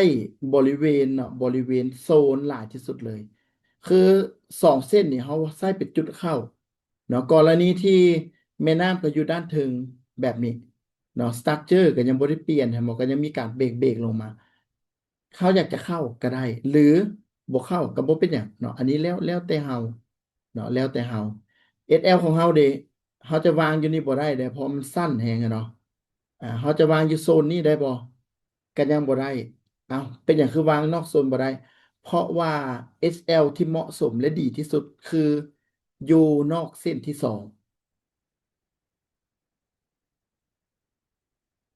อ่าอันนี้เป็นเทคนิคส่วนตัวที่ใช้นะเนาะแต่ถ้าอยากวางอยู่เหนือโซนตัวนี้เนาะอันนี้ก็ลองไปเก็บสถิติเบิ่งว่ามันมีวิเลทเท่าไหร่เนาะแต่จากประสบการณ์ที่ใช้มาเนี่ยคือวางอยู่นี่เอาแล้วเป็นอย่างคือบ่วางอยู่โซนเธอมันไกลเกินไปเนาะ1:3ก็อาจจะอยู่รูมนี้เนาะมันก็ไกลเกินไปเนาะฉะนั้นวาง SL ให้มันเหมาะสมเนาะให้เหมาะสมในหนึ่งแถวๆนี้แถวๆนี้ก็โอเคเนาะก็โอเคอ่าเห็นบ่ เพราะว่าทีพีของเราโดยปกติเราต้องอยู่เส้นที่2แล้วมันกะลงมาอีกน้อยหนึ่งกะคิดว่าน่าจะได้อยู่เราต้องเบิ่งกราฟณปัจจุบันนะที่เกิดสัญญาณเห็นบ่ SL ของเราควรเหนือเส้นที่สองและ TP ของเราปกติมันอยู่นี้แต่เราลุดลงมานิดนึงคันเราลิ้นแล้วโมเมนตัมถึกอะนะลิ้นตามเทรนอะนะมันมันได้อยู่แล้วเนาะโอกาสรอดมันสูงอยู่แล้วแบบนี้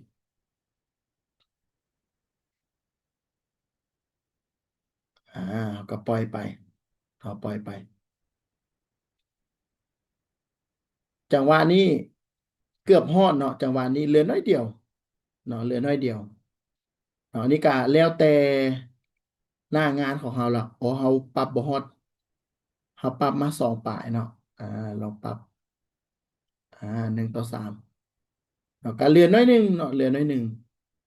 เหลือน้อยหนึ่งเนาะคันที่เว้าแท้ๆในความเป็นจริงมันก็บ่ฮอดนั่นแหละมันก็บ่ฮอดนั่นแหละก็บ่เป็นหยัง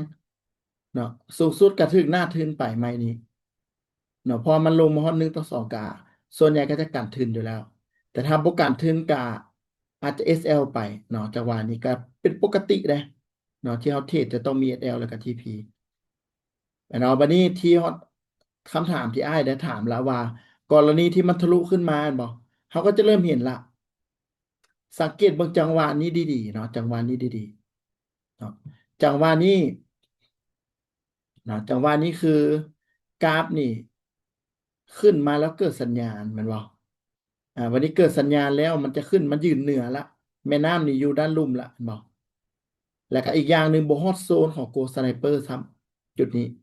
ก็แสดงว่าจังหวะนี้นี่บ่ได้เข้าเนาะบ่ได้เข้าจังหวะนี้เนาะแล้วก็รอไปถ้ามันลงมาแบบนี้เขาก็รอมันย้อนไปจึงเข้าอีกรอบหนึ่งเนาะจังหวะไหนที่มันคุมเครือนี่เขาจะเลี่ยงไปก่อนเนาะจังหวะนี้แสดงว่ากรามนี่ขึ้นมันยืนเหนือแม่น้ำละสังเกตจากอย่างเนาะขึ้นมาจังหวะนี้บ่ผ่านเนี่ยหรอ เนาะจังหวะนี้ถือว่ายืนเหนือแม่น้ำละเนาะบัดนี้ก็มีโซนละเนาะเขาก็รอละบัดนี้เขาก็รอเนาะรออย่างเดียวอ่ารอกระเบื้องว่าจังหวะนี้เนาะมันก็ยังอยู่ไกลเด้ไกลจากโซนที่เราจะเข้าอันบ่แล้วสัญญาณต่อมานี่มันอยู่ใกล้เด้เขาอาจจะตัดสินใจเข้าเนาะตัวนี้เลยก็ได้แต่วันนี้ SL ของเราเด้วางนี่บ่ที่จริงวางนี่นี่มันก็โอเคอยู่ เนาะแต่ในระบบคือบ่ได้เลยต้องต่ำเส้นที่สองและมันอยู่ใกล้กันแบบที่เขาวางอยู่ลุมเลยเนาะเขาวางอยู่ลุมเลยทีพีของเขาก็นับไปเลยเนาะประมาณ1:3กับประมาณ1:3แบบนี้เนาะกรณีที่มันทะลุเขาก็เบิ่งตามเทรดเซตอัพเนาะตามเทรดเซตอัพที่เขาเข้าเทรดเนาะได้เลยเนาะอันนี้ย้อนเพื่อให้ทุกคนได้เบิ่งเนาะมันจะมีโซนในการวาง เนาะฉะนั้นมันก็จะยืดหยุ่นหลายขึ้นวิเคราะห์ง่ายขึ้นเนาะส่วนสตรัคเจอร์หรืออย่างต่างๆที่รู้สึกว่ามันเจดให้เฮาหลายตาเนาะเฮาออกเบิดก็ได้เนาะพวกนี้เนาะก็จงไว้แค่โซนแบบนี้ก็ได้เนาะไว้แค่โซนที่มันวางซึ่งคนใหม่เนาะที่บ่ฮู้ว่าโอ้กราฟมันเบรกขึ้นเบรกลงเป็นแบบใดก็อาจจะใส่โครงสร้างเนาะโครงสร้างบวกกับตัวอินฟินิตี้ตัวนี้จะโคตรโกงเลยบอกเลยโคตรโกงเลยในการวิเคราะห์เทรนด์นะจะแข็งแรงหลายเลยเนาะเขาอาจจะใส่เทซัมนี้ก็ได้เนาะในการเทรดนี่จังหวะนี้มันลงมาอาจจะเบิ้ลออเดอร์อีกก็ได้เนาะจังหวะนี้เนาะแต่ที่จริงในความเป็นจริงนี่เขาอาจจะต้องปิดไปแล้วก็ได้จังหวะนี้เนาะคณะบ่ปิดก็อาจจะมีแค่กันหน้าทึนแล้วก็ปล่อยให้มัน SLTP กับมีแต่รอท่าอีกเนาะตอนนี้มันลงมาค่ะมันลงฮอตโซนเนาะจังหวะนี้ลงฮอตโซนหน้าที่เขาก็คือเข้าออเดอร์ เขาต้องลองมาวางมือก่อนเนาะว่าสมมติว่าเขาจะเข้าจังหวะนี้เนาะแล้วก็ทีพี1:3มันอยู่ใส่จังหวะนี้อาจจะเบรกไฮไปน้อยหนึงมีโอกาสเป็นไปได้เขาก็วางแบบนี้เลยสมมติเขาวางแล้วทีพีมันอยู่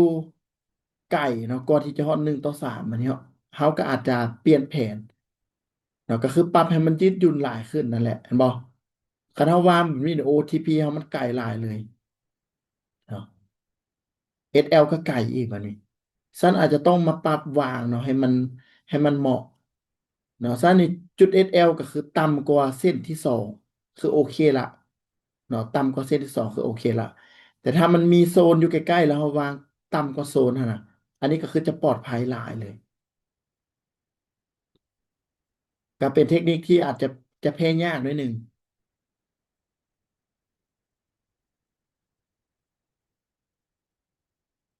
พอใดมีคำถามพิมพ์มาได้เด้อมาสิเริ่มตอบคำถามแล้วบัดนี้เนาะสอนไปหลายละผู้ใดอยากเปิดไมค์มาล้มกันเนาะก็สามารถเปิดไมค์มาล้มกันได้แม่นเนาะแม่นปกติเครื่องมือมันจะใช้ได้แค่สองตัวเนาะจะใช้ได้แค่สองตัวเนาะอาจจะบ่ใช้สามตัวก็ได้บ่เป็นหยังหรือสมมติเราใช้แต่แม่น้ำเนาะเบิ่งปัจจุบันมันก็ยืนเหนือละเขาก็ปิดไว้แบบนี้ให้มันเหลือแค่สองตัวเนาะก็ต้องได้สลับออกสลับเข้านิดนึงเนาะสำหรับคนที่บริษัทพรีเมียมเนาะ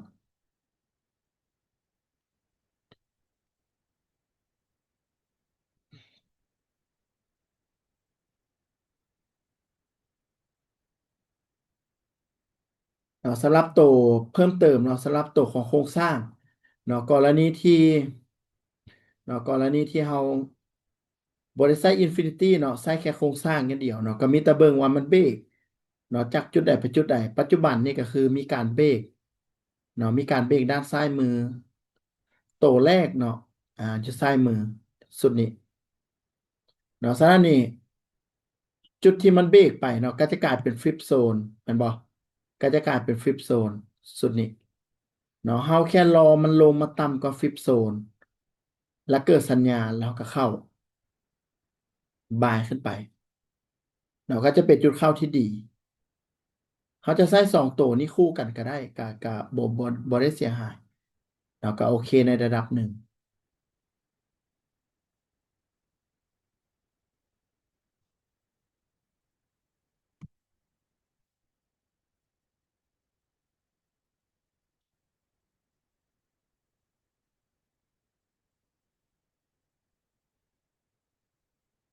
อาจจะใช้แต่ประมาณนี้นี่ก็โอเคเลยเนาะก็โอเคกันเห็นบอกเกิดสัญญาณปุ๊บก็มีแต่เข้าเนาะหลังจากนั้นเข้าก็วางหลังจากวางพวกนี้แล้วก็มีแต่ตั้งเนาะSLTP เนาะให้เรียบร้อย เนาะแล้วเขาก็ถือออเดอร์ไปปกติเนาะเวลาที่มันเบรกมันก็จะบอกแล้วว่ามีการเบรกลงมาเนาะมีการเบรกลงมาแล้วแบบนี้แล้วมันก็จะสร้างซัพพลายใหม่เรื่อยๆเนาะซัพพลายใหม่เรื่อยๆแบบนี้เนาะจุดเข้าก็ไปเข้าตามโกสไนเปอร์เนาะปกติเลย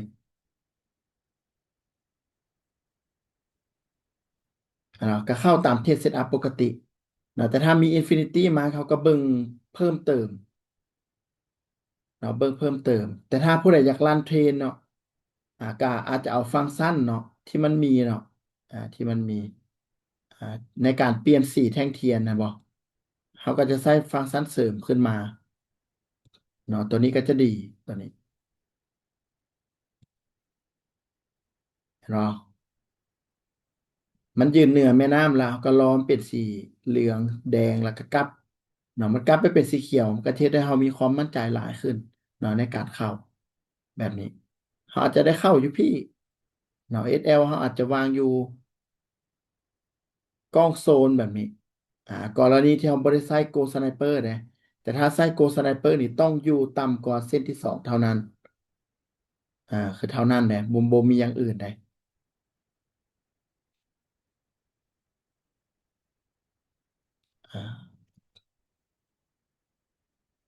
อ่ามีคนอยากเปิดไมค์มาสนทนากันบ่เนาะ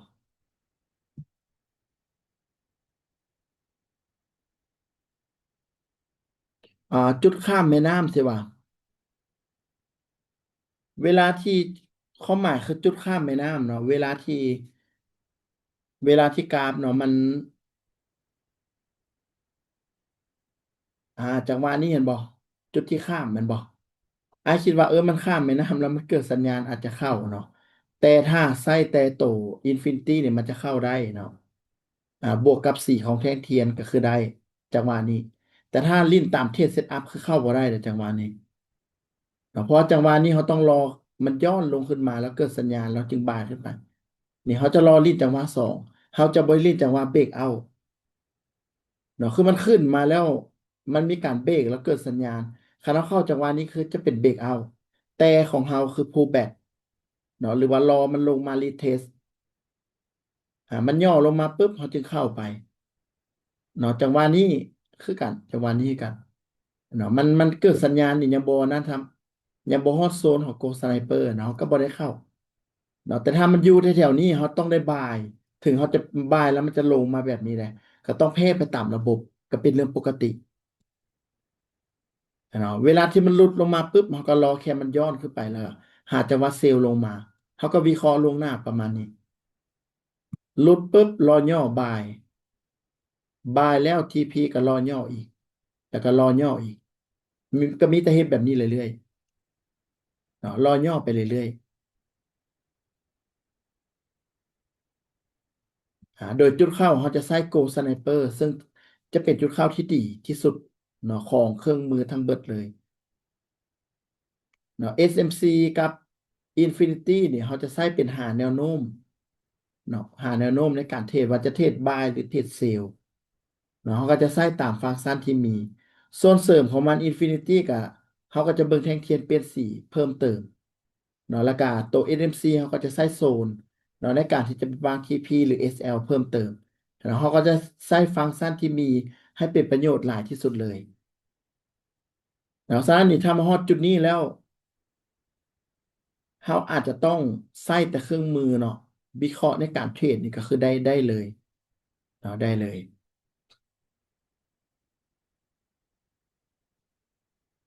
อันนี้เป็นเครื่องมือที่สมบูรณ์แบบที่สุดละณตอนนี้เนาะคือมีฟังก์ชันครบหมดทุกอย่างแบบที่เทรดเดอร์มืออาชีพเขาจะวิเคราะห์ เพราะว่าในความจริงเทรดเดอร์เขาจะวิเคราะห์กับบอดี้มีอย่างไรก็แค่วิเคราะห์สตรัคเจอร์บ่สตรัคเจอร์วิเคราะห์เพื่ออย่างเพื่อหาเทรนว่ากราฟนี่มันเป็นแบบใดเนาะมันเกิดบายบ่เกิดเซลล์ที่ได้เปรียบเสียเปรียบไม่หรอกคันเทรดเดอร์มืออาชีพเขาวิเคราะห์อันดับแรกเขาก็ไม่วิเคราะห์เทรนนี่แหละว่าเทรนมันเป็นแบบใดเนาะปัจจุบันนี้เทรนนี่เป็นขาลงเนาะเวลาที่เขาเจอรับเทรนเป็นขาลงเขาก็จะส่องหาโมเมนตัมเนาะจังหวะที่ เนาะเขาก็จะซ่องหาโมเมนตัมอยู่แถวๆนี้แหละว่าจุดเข้าควรจะต้องเป็นอยู่ใส่เนาะอันนี้อาจจะเป็นดรอปเบดดรอปเขาก็จะรอย่อขึ้นมาแล้วก็เซลล์ลงแบบนี้เนาะอ๋อ my god ไม่ไผ่ไส้โซนสีนี่วะเอออ่ะเนาะโดยทั่วไปของนักเทรดเนาะเขาเจ้าก็จะวิเคราะห์ในซ้ำนี้ซ่องหาเทรนเจอละเทรนเป็นขาลงเขาจะไปซ่องหาโมเมนตัม เนาะโมเมนตัมคืออย่างกับซอกหาคือเทรนนี่มันคือทางเบิดเนาะเทรนนี่ก็คือเขาจะเบิ่งภาพใหญ่เนาะเปลี่ยนใหม่เนาะสีเหลืองคือเทรนสีบัวคือโมเมนตัมเนาะสมมติว่ากราฟฮอตนี่เขาก็จะซอกหาโมเมนตัมอยู่บริเวณนี้เพื่อเข้าเทรดณปัจจุบันแบบนี้เนาะก็จะซอกมาว่าเอ้ยกราฟมันเบรกจุดใดเนาะมันมีการเบรกสุดนี้ลงมาเห็นบ่เขาก็จะรอกราฟย้อนขึ้นไปเนาะเพื่อหาจังหวะเข้าจุดเข้าอยุไสจุดเข้าอาจจะเป็นซับไพลายแถวๆนี้อ่ารอฮอตซับไพลายเกิดคอนเฟิร์มมิ่งก็อาจจะเป็นแท่งเทียนกลับโตเนาะรอมันเกิดแท่งเทียนกลับโตแบบนี้แล้วก็เข้าเนาะก็จะประมาณนี้ประมาณนี้โอเคผู้ใดมีคำถามเพิ่มเติมบอเนาะ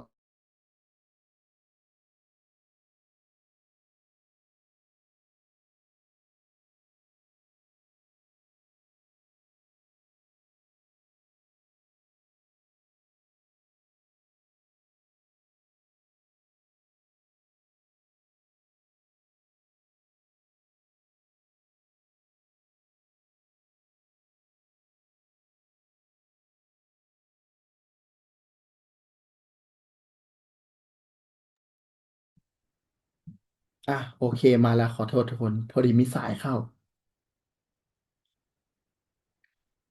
สั้นนี่เวลาที่นักเทรดมืออาชีพเขาเทรดเขาก็จะวิเคราะห์แค่ซ้ำนี้เนาะซองหาเทรนซองหาโมเมนตัมเนาะแล้วก็ดีมานด์ซัพพลายออเดอร์บล็อกอย่างต่างๆเนาะกับพวกนี้เนาะซึ่งเฮาเนาะสมมุติเขายังวิเคราะห์พวกนี้บุกเก่งหรือวิเคราะห์เก่งกันแล้วแต่เขาใช้อินฟินิตี้มาเป็นตัวช่วยแม่นเนาะได้ละแนวโน้มอินฟินิตี้ด้านเทิงกราฟอยู่ด้านลุ่มได้ละ ฮู้แล้วว่าต้องโฟกัสลินเซลเนาะต่อมาอาจจะต้องซอกหาโซนแบบนี้เขาก็ใส่ตัวนี้ขึ้นมาเลยตัวนี้ขึ้นมาเนาะก็จะได้โซนด้วยกันเดี๋ยวจะลองลบ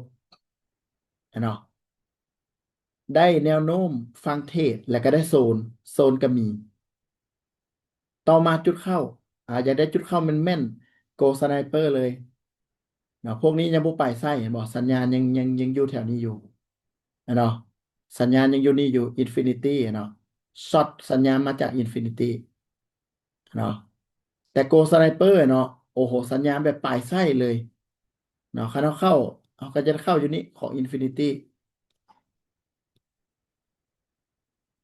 แต่ถ้าเข้าโกสไนเปอร์ก็คือได้เข้าอยู่เทิงนี้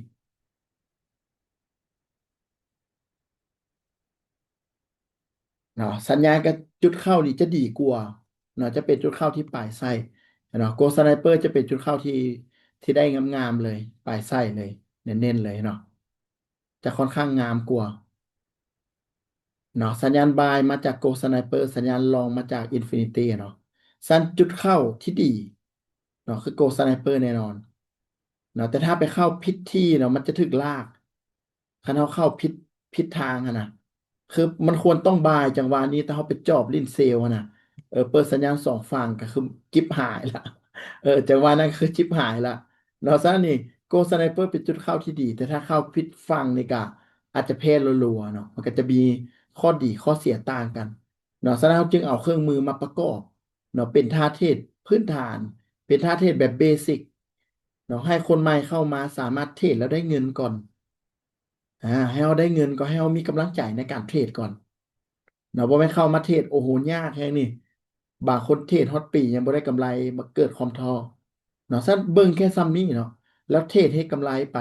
แล้วก็เรียนรู้เนาะเบิ่งเทคนิคที่อาจารย์เขาสอนเขามีสอนทุกมื้อเนาะ ยิ่งเขาดูยิ่งเขามันเขาเข้าตลอดเขาก็จะมีความรู้ติดโตเข้าไปนำอาจารย์เขาจะวิเคราะห์แบบนี้อะเนาะในเมื่อที่เรามีความรู้บวกกับเครื่องมือเทศบอกเลยว่าจุดสุดยอดนี่มาฮอดละเนาะเนาะคือจังหวะนี้เนาะเซลล์โอ้โหเซลล์จุดเข้าเซลล์มีโคตรหลายเลยนะเนาะจุดเข้าเซลล์มีหลายจะยกตัวอย่างสองสามตัวอย่างให้ฟังเนาะเอาแต่ซ้ำนี้ก่อนเนาะ เนาะจุดเข้าเซลล์ก็จะมีประมาณนี้คณะบ่มีเครื่องมือเนาะก็จะบ่ฮู้เลยว่าจะไปเข้าอยู่ไสดีปะนี่เขาจะบ่เห็นเลยเปิดเครื่องมือขึ้นมาเนาะเห็นจุดเข้า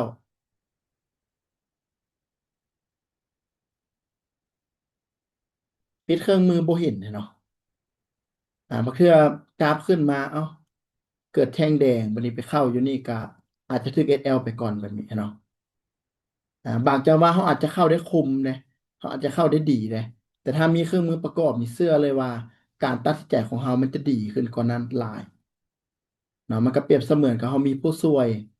เนาะเขามีเลขาช่วยวิเคราะห์แบบนี้ก็จะดีกว่าเนาะเพราะว่าหลายๆคนนี่เชื่อเลยว่าคันเขาเทรดมาสักระยะหนึ่งเขาก็ต้องมีเทคนิคอยู่แล้วเขาก็ต้องเรียนรู้มาสักระยะหนึ่งละเนาะฉะนั้นนี่ความรู้เทคนิคที่เขามีความรู้ที่เขามีบวกกับเครื่องมือเนาะมาเทรดให้ทุกคนนี่สามารถนี่เข้าแล้วก็มีวินเลท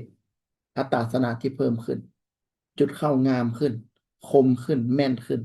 ได้หลายเลยเนาะได้หลายเลยโอเคเนาะตอนนี้เราก็อยุ่มกันมาประมาณชั่วโมงป่ายแล้วทุกคนโอ้โหคันให้เว้านี่คนเดียวนี่แบบน้ำลายไฟตกนะครับว่า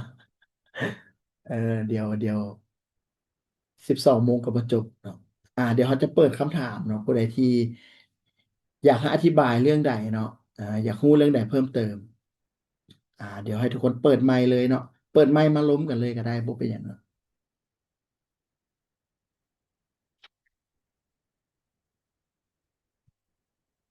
มีบอเนาะถ้าบ่มีก็อาจจะต้องฝากเนาะฝากให้ทุกคนเป็นการบ้านในการไปฝึกซ้อม นะเขาจะเทรดด้วยความมั่นใจหลายขึ้นเขาจะเทรดเก่งขึ้นเขาจะเข้าแม่นขึ้นกำไรเขาจะหลายขึ้นขึ้นกับการฝึกซ้อมเลยโบต่างอย่างกับเตะบาสโบต่างกับเล่นกีฬาอื่นเลยยิ่งเขาซ้อมน้อยเขาก็จะแพ้เนาะยิ่งเขาซ้อมหลายเนาะเขาก็จะชนะ สร้างซ่อมลองซ่อมเบิ่งเนาะเขามีอาวุธละเนาะเขามีปืนสักนิดหนึงละตอนนี้นะมีละเนาะมีแต่ยิงมั่วไปบางเทื่อก็ถือบางเทื่อก็บ่ถือแบบเนี้ยนะเนาะลองซ่อมตลอดเบิ่งยิงทุกครั้งให้มันเข้าเป้าเบิ่งลองซ่อมตลอดเนาะตอนนี้ยิงอาจจะเข้าเป้าได้บ่เข้าได้เนาะกำไรได้ขาดทุนได้บ่เป็นหยังเนาะแต่เราลองซ่อมตลอดเบิ่ง เนาะตัวใดบ่เข้าใจโอ้โหทีมโค้ชเขามีสอนทุกมื้อเลยอยู่ในกลุ่มเขามีเนาะเขาเซตลงเกี่ยวกับเรื่องการเทรดเนาะเขาพยายามเซตถามตลอดยิ่งถามหลายยิ่งได้ข้อมูลหลายเนี่ยเนาะบ่แม่นถามหลายเขาจะเบิ่งว่าโอ้เฮานี่แบบเป็นจังไดวะเข้าใจยากบ่แบบนี้หรือเขาจะตีความหมายเขาอย่างอื่นเนาะบ่มีแน่นอนเนาะบ่มีแน่นอน เนาะเพราะว่าทุกคนนี่ก็เข้าใจดีว่าตอนมาเฮียนทรงแรกเนาะมันก็คือเขาไปอยู่บอลมันมืดเนี่ยมันบ่เห็นหยังมันบ่เข้าใจหยังอีหลีเนาะสถานการณ์เทศนี่ถ้าจะว่าง่ายบ่อาจจะยังเนาะก็อาจจะยังถ้ามันยากบ่ก็บ่ถึงขั้นยากขนาดนั้น เนาะบ่ถึงขั้นยากขนาดนั้นเนาะโดยเฉพาะในกลุ่มเฮานี่ความรู้ก็มีสอนละเครื่องมือก็มีให้ละเนาะถ้ายังบ่ได้กำไรอีกอาจจะเป็นที่โตวเฮาเองเนาะอาจจะยังตั้งใจบ่พออาจจะซ่อมบ่พอแบบนี้หรือเฮาอาจจะประมาทเกินไปแบบนี้ หรือเขาอาจจะค้านเฮียนบอแบบนี้ค้านปรึกษาบอแบบนี้มันเขาก็ต้องมาพิจารณาเบิ่งเนาะพิจารณาเบิ่งเพราะว่าในเรื่องนี้เนาะมันตบมือข้างเดียวแน่นอนอยู่แล้วบ่ดังอะเนาะตบมือข้างเดียวจะได้ก็บ่ดังเนาะ100%เลยบ่มี99.9แน่นอนเนาะสถานการณ์ที่ทุกคนจะประสบผลสำเร็จเนาะมันก็ต้องมีทั้งสองฝั่งครับผู้สอนตั้งใจสอนดีแบบนี้ อ่าตั้งใจให้คำแนะนำตั้งใจให้คำปรึกษาแบบนี้ผู้ผู้ฮับก็ต้องตั้งใจเฮียนแล้วไปฝึกซ้อมฝึกแล้วบ่เข้าใจเฮียนซ้ำอีกฝึกอีกแบบนี้มันถามมันปรึกษาแบบนี้เชื่อเลยว่าทุกคนนี่สามารถประสบผลสำเร็จได้แน่นอนเนาะมันบ่ได้มีอย่างยากเกินไปนะเนาะเรื่องยากกว่านี้นี่ถือว่าเป็นเรื่องอื่นซะ เนาะเรื่องยากถือว่าให้เป็นเรื่องอื่นซะเนาะเส้นเขาจะไปดาวอังคารบอแบบเนี้ยนะ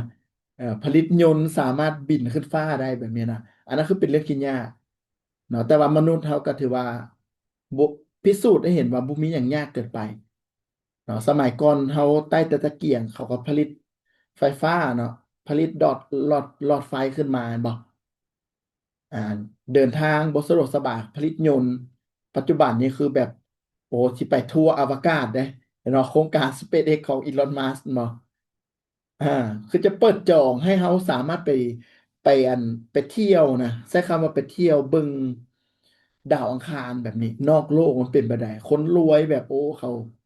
มักผจญภัยวันนี้เขาก็จองตั๋วจองอย่างกันแบบนี้เนาะอันนั้นคือเป็นเรื่องที่โคตรยากเลยนะโบไม่นไผก็เฮ็ดได้เนาะอันนี้เขาแบบต้องการเทรดแล้วได้เงินซื้อถือว่าเป็นเรื่องที่แบบบ่ได้ยากเกินไปเนาะในโลกใบนี้นี่คนเฮ็ดได้โคตรหลายเลย เนาะในประเทศลาวนี่โคตรเทศได้เงินก็โคตรหลายเลยทุกประเทศก็มีและมันมีเป็นจำนวนหลายเนาะฉะนั้นมันบ่ได้ยากเนาะมันอยู่ที่เฮาเนาะอยู่ที่เฮาเนาะฉะนั้นในนามของยูแคนเนาะในระบบของเฮาก็ถือว่าพยายามเต็มที่เนาะแล้วก็บ่ได้หยุดเนาะคือเฮาบ่ได้หยุดแต่บ่ได้หยุดที่จะพัฒนาเนาะเพราะว่าเป้าหมายของเฮาก็คือเฮาอยากพาทุกคนเนาะสร้างเงินจากตลาดนี้ได้แท้อ่ะโอเค อ่าตอนนี้เฮาอยู่นำกันอยู่40 ล้านคนเนาะตอนนี้เนาะมีคำถามบ่ตอนนี้เนาะ ถ้าผมมีคำถามนี่เดี๋ยวขออนุญาตปิดซูมเจ้าสบายดีอาจารย์โอเคสบายดีอ่าเจ้าจือจือชื่อเนาะอาจารย์เนาะคำสว่างจากปากเซ่อ่าจืออยู่สิลงไปเยี่ยมยามอยู่เนาะท้ายเดือนเจ้านะเซ่อาจารย์เป็นท้ายเดือนสบายดีเบ่ทุกคนพร้อมเด้ออาจารย์ขออนุญาตถามตัวเฮาอัปเดตใหม่นี่หมายความว่าฟังก์ชันของมันสิเพิ่มขึ้นเนาะคืออาจารย์เว้าเนาะแต่ว่าแม่นตัวเก่าละแม่นละ ก็ยังเหมือนเดิมทุกอย่างบ่อาจารย์ตัวเก่าก็ยังอยู่เนาะคือตัวใหม่มันจะเป็นตัวใหม่เลยเราจะไม่ได้ไปอัปเดตเนาะเพราะว่าอย่างเพครับราะว่าบางคนนี่อาจจะใส่ตัวเก่าแล้วติดตัวเก่ามักตัวเก่าละแบบนี้เนาะเขาจะบ่ไปเปลี่ยนแปลงเนาะตัวเก่าก็ยังจะมีคือเก่าเนาะส่วนผู้ใดคิดว่าเอ้ยตัวใหม่นี่มันคักเว้ยหรือว่ามันเป็นประโยชน์เนาะอยากจะได้มาก็มีแต่ไปขอนำแอดมินเนาะว่าขอรับเครื่องมือตัวใหม่แด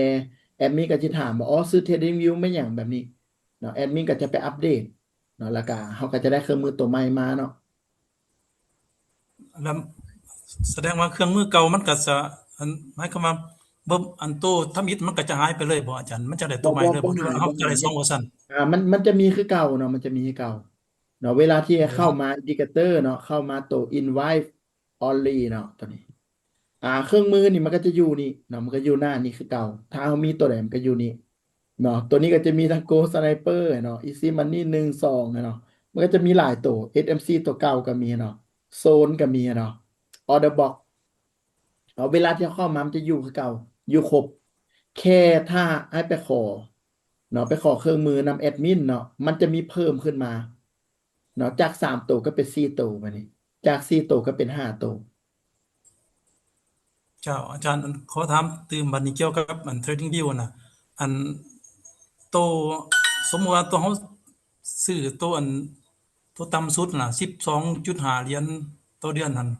มันก็สามารถเปิดได้หลายอันเติบบ่อินดิเคเตอร์มันก็จะเพิ่มขึ้นมาเนาะก็ลองไปอ่านเบิ่งแพ็กเกจตื่มเนาะแต่ตามที่เบิ่งนี่คร่าวๆนี่ก็น่าจะเปิดได้3 ตัว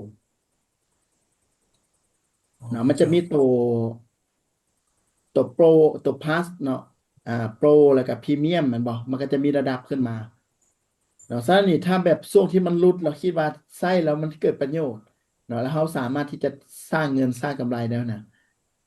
มันจะมีช่วงหลุดเนาะมันจะมีช่วงหลุดปีหนึ่งมันจะมีประมาณ2 เทื่อหลุดประมาณ50 ถึง 70%เนาะก็ให้ซื้อไว้เป็นปีเลยเนาะคิดว่าไส้แล้วเกิดประโยชน์ได้เนาะส่วนตัวนี้เจ้าไส้อืมแพ็กเกจตัวพรีเมียมเนาะอ่าแต่ว่าทุกคนอาจจะใส่ตัวแพ็กเกจเริ่มต้นก็ได้ก็ให้มันได้ใส่ได้3 ตัว4 ตัวก็พอละ นะที่จริงไส้2 ตัวนี่ก็โอเคเลยเขาก็มีแต่บ่ต้องเปิดพร้อมกันเบิด3เนาะเปิดแต่2 ตัวสำหรับเปิดตัวนี้คู่กับโกสไนเปอร์ก็ได้ให้กันเนาะหรือถ้าจะเปิดซองหาแนวโน้มอย่างเดียวเลยก็คือเปิดตัว SMC เนาะคู่กับ Infinity หลังจากได้ละบัดนี้เขาก็ปิดไว้ตัวหนึ่งเนาะปิดไว้ตัวหนึ่งแล้วก็เปิดโกสไนเปอร์ขึ้นมาแบบนี้เนาะเพื่อจะเข้า อ่าประมาณนี้คือถือว่าได้ละเนาะถือว่าได้ละเนาะปัจจุบันมาละมาละแบบนี้มาลงมาละเนาะมีแต่ลองวางสัดส่วนที่เหมาะเบิงเนาะที่เหมาะเบิงหรืออาจจะรอให้เกิด PA เนาะเทียงกับตัวเนาะแล้วค่อยเข้าก็จะดีเนาะจะดีอ่าตอนนั้นมันอาจจะเทลงมาแถวๆนี้บอกก็ลองวางเบิงลองวางเบิงประมาณ1 ต่อ 3บอกแถวๆนี้เนาะเราลองวางเบิงประมาณนี้เนาะฝึก เนาะ SL ปกติวางอยู่เส้นที่2อยู่แล้วเรามาวางอยู่นี่ถือว่าก็โอเคเนาะก็โอเค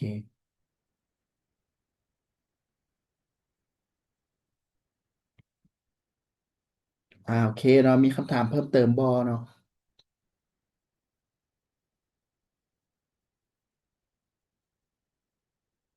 ถ้ามีเปิดไมค์ได้เลยเนาะคือเขาจะเก่งบ่เก่งเนี่ยมันขึ้นกับการฝึกซ้อมล้วนๆเลยเนาะ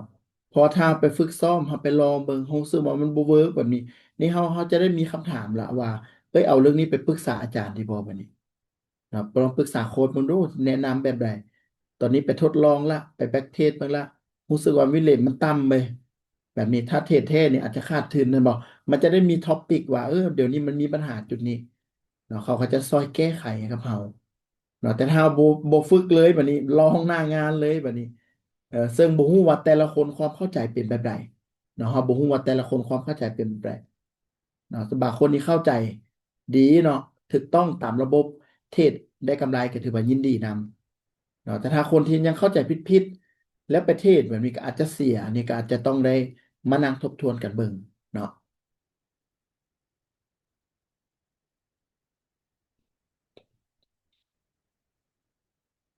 ตอนนี้ถือว่าตัวของแท่นเทียนนี่เปลี่ยนจากเหลืองเนาะปกติเราเหลืองมันก็จะพักโตอยู่นี่แล้วก็กลายเป็นเขียวเห็นบอก ถ้าเราจะใช้ประโยชน์จากอินฟินิตี้ก็คือรอเนาะรอให้มันกลายเป็นตอนนี้สีแดงให้มันรอเป็นสีเหลืองก่อนแล้วกลับเป็นสีเขียวแบบนี้ก็ถือว่าเป็นการคอนเฟิร์มที่ดีแต่ว่าเขาจะบ่ได้จุดเข้าที่ดีเลยจุดเข้ามันอาจจะบ่งามหั้นนะแต่ถ้าอยากได้จุดเข้างามๆก็เข้าเลยมันลงมาแล้วเข้าเลยแบบเนี้ยนะเนาะคือมันลงมาแล้วก็เข้าเลยก็มีแต่วางไปเลยแบบนี้ถ้าเราอยากได้จุดเข้างามต้องเข้าในโกสไนเปอร์เนาะ แต่ถ้าอยากได้คอนเฟิร์มแบบนี้เขาก็อาจจะรอให้มีการประกอบนิดหนึ่งเนาะเทสเซตอัพประกอบนิดหนึ่งก็ได้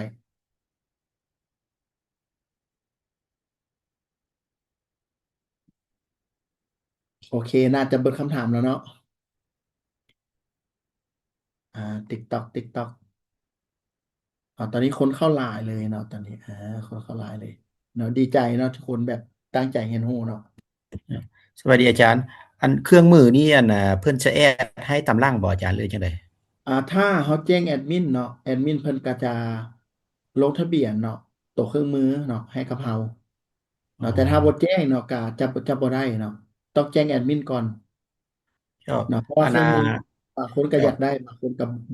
บ่อยากรับอะนะอยากใช้ตัวเก่าเจ้าอันน่ะอาจารย์พอดีเมื่อกี้อันน่ะลองอันน่ะเข้าไปตัวอันน่ะอินดิเคเตอร์แล้วเข้าไปอันน่ะไปแอดอินดิเคเตอร์นะ Gold Sniper นะแล้วมันให้อันน่ะเป็นมันให้ชื่อนะอาจารย์อืมมันให้ชื่อนะอ๋ออ่ามันจะใช้โดยปกติจะใช้ได้แค่2 ตัวคันเฮาบ่ได้ใช้พรีเมียมนี่ถ้าใช้พรีเมียมแบบนี้นี่คือเขาจะเปิดจักโตวก็ได้เนาะอ๋อเขาจะเปิดจักโตวก็ได้เลยต้องได้เอาออกแล้วจังเอาเข้ามาสองตัวเขาจะเปิดเนาะอาจารย์เนาะแมนต้องอ๋อใช้เทื่อละ2 ตัวเนาะอย่างที่บอกกันแล้วว่าจุดเข้าที่ดีที่สุดเนาะคือโกสไนเปอร์ก็คือใช้โกสไนเปอร์เป็นจุดเข้า เนาะสำหรับโกสไนเปอร์จุดเข้านี่คือโบฟ้าเปิดก็ได้เขาจะเปิดตัวหาแนวโน้มหาแนวโน้มก่อนก็คือจะมีแค่ Infinity กับ SMC ลองเบิ่งว่าถนัดไส้ตัวใด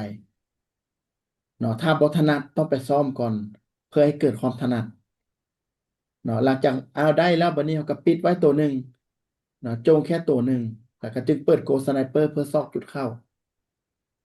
เนาะก็ได้คือกันณปัจจุบันนี่ถือว่ามาตามสเต็ปไปได้เนาะ อ่าแล้วมันขึ้นมานี่ก็เซลล์ที่จริงเขาน่าจะเซลล์ได้ตั้งแต่จังหวะนี้เพราะว่ามันเกิดน่าจะเกิดสแนลเกิดขึ้นแล้วเห็นบ่เขาตีไปเขาจะเริ่มเห็นแล้วว่ามันเกิดไซด์เวย์ได้นี่เราเป็นไซด์เวย์อัพถ้ายังแลนอยู่ใน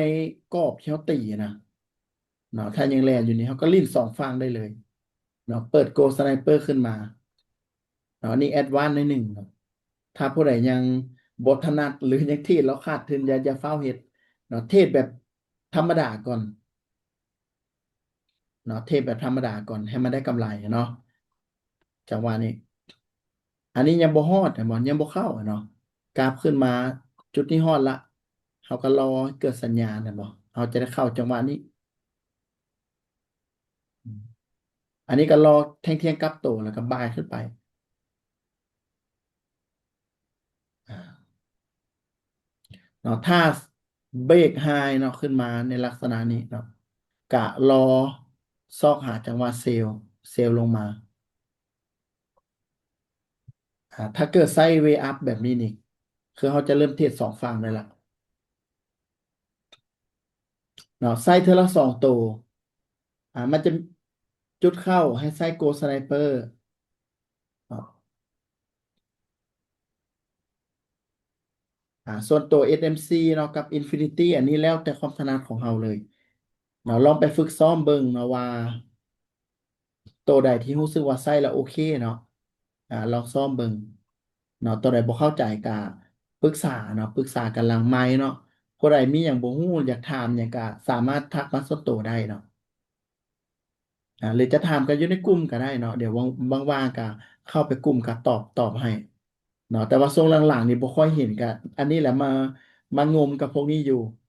เนาะก็บ่ค่อยได้ไปเทศน์น้ำเนาะบ่ค่อยไปเทศน์น้ำโอเคเนาะทุกคนเนาะถ้าบ่มีคำถามแล้วก็น่าจะประมาณนี้เนาะวันนี้มีข่าวบ่มีหยังบอกไหมอ๋อน่าจะมี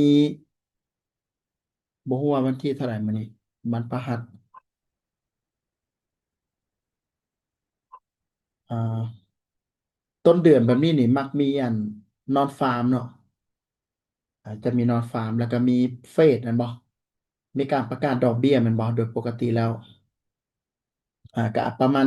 1 โมงกลางคืนเนาะอาจจะมีการประกาศดอกเบี้ยพอเห็น DIY นิ่งๆอยู่นิ่งๆอยู่